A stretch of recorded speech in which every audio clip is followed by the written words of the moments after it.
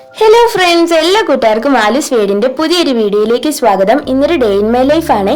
ഇന്ന് കോളേജിൽ പോകണം. അപ്പോൾ രാവിലെ എഴുന്നേറ്റ് കോളേജിൽ പോകാൻ വേണ്ടിയിട്ട് റെഡിയായി.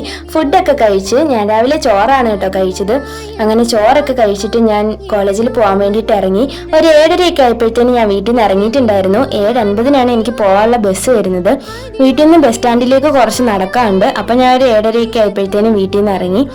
ഒരു 9:45 കഴിഞ്ഞപ്പോഴത്തേന് ഞാൻ കോളേജിൽ എത്തിയിട്ടുണ്ടായിരുന്നു. ഇന്ന് ഇന്റർവെല് കഴിഞ്ഞിട്ടുള്ള ക്ലാസ്സിൽ ഞങ്ങളെ കയറ്റിയില്ല. കാരണം ക്യാൻറ്റീനിലൊക്കെ പോയിട്ട് വന്നപ്പോഴത്തേനും കുറച്ച് ലേറ്റ് ആയിപ്പോയി. ഇനി എന്തായാലും കയറണ്ട, പുറത്ത് നിന്നോളാൻ പറഞ്ഞു സാറ്.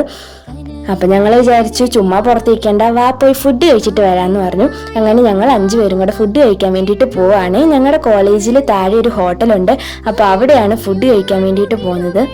അപ്പം ഹോട്ടൽ സംസമിലാണ് വന്നത്. അപ്പോൾ ഞങ്ങൾ പൊറോട്ടയും ബീഫുമാണ് ഓർഡർ ചെയ്തത്. അങ്ങനെ അതൊക്കെ കഴിച്ചു. പിന്നെ തിരിച്ച് 1:30 ക്ലാസ് തുടങ്ങുന്നത്. അപ്പം ആ ഒരു ടൈമിന് തന്നെ പോകണം, അല്ലെങ്കിൽ വീണ്ടും പുറത്തിരിക്കാം. അപ്പോൾ ഞങ്ങളൊരു 1 മണിയൊക്കെ ആയപ്പോഴത്തേനും കഴിച്ചു കഴിഞ്ഞ് അവിടെ നിന്ന് ഇറങ്ങിയിട്ടുണ്ടായിരുന്നു. എന്തായാലും ഒരു ക്ലാസ് പോയി, പക്ഷേ ഫുഡ് അടിപൊളിയായിരുന്നു. അങ്ങനെ ഫുഡൊക്കെ കഴിച്ച് അപ്പം ഞങ്ങൾ ഉച്ച കഴിഞ്ഞിട്ടുള്ള ക്ലാസ്സിൽ കറക്റ്റായിട്ട് കയറി കേട്ടോ. പിന്നെ തിരിച്ച് ഞാൻ വീട്ടിൽ വന്നു. ഞങ്ങൾക്ക് ഇന്ന് ഒരു സ്ഥലം വരെ പോകണമായിരുന്നു.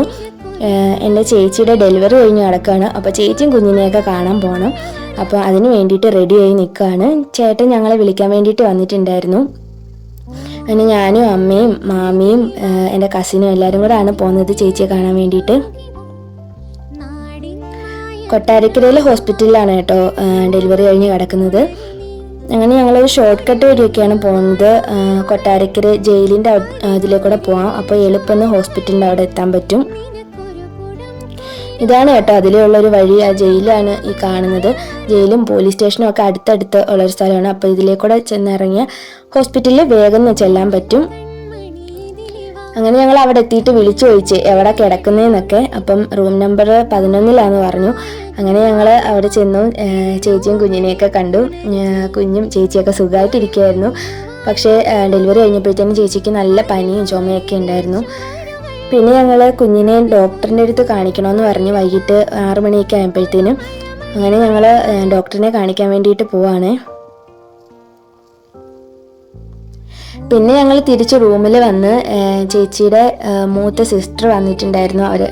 അവരും കുടുംബമൊക്കെ കുഞ്ഞിനെയും ചേച്ചിയെ കാണാൻ വേണ്ടിയിട്ട് വന്നിട്ടുണ്ടായിരുന്നു. പിന്നെ അവരുടെ കൂടെയൊക്കെ ഇരുന്ന് കുറേ സമയം കാര്യമൊക്കെ പറഞ്ഞു. അങ്ങനെ ഞങ്ങളുടെ കുടുംബത്തിൽ പുതിയൊരു ചെക്കനെയും കൂടെ കിട്ടി. അങ്ങനെ ഇതാണ് ചേച്ചി. നല്ല പനിയായിരുന്നു ആൾക്ക്. അങ്ങനെ തന്നെ ഞങ്ങൾ ഈ ഒരു നീളം അനുസരിച്ചൊക്കെ ഫോട്ടോ എടുത്തു. അപ്പോൾ ഇത്രയേ ഉള്ളൂ ഇന്നത്തെ വീഡിയോ. ഇഷ്ടമെങ്കിൽ ലൈക്ക് ചെയ്ത് ചാനൽ ഒന്ന് സബ്സ്ക്രൈബ് ചെയ്യാൻ മറക്കല്ലേ. അപ്പോൾ ഒരു പുതിയ വീഡിയോ ആയിട്ട് വരെ കാണുന്നത് വരെ ടാറ്റാ.